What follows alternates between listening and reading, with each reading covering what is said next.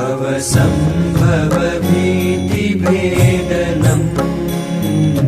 सुखसम्पत्करुणानिकेतनम्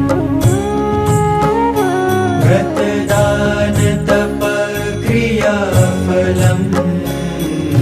सहजानन्दगुरुं भजे सदा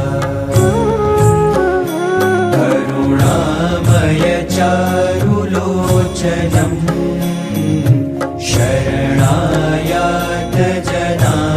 शरणायातजनार्तिमोचनम्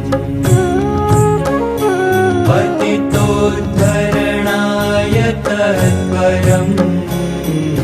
सहजानन्दगुरुं भजे सदा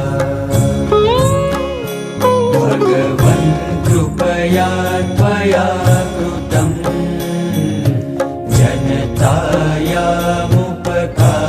जनतायामुपकारमीदृशम्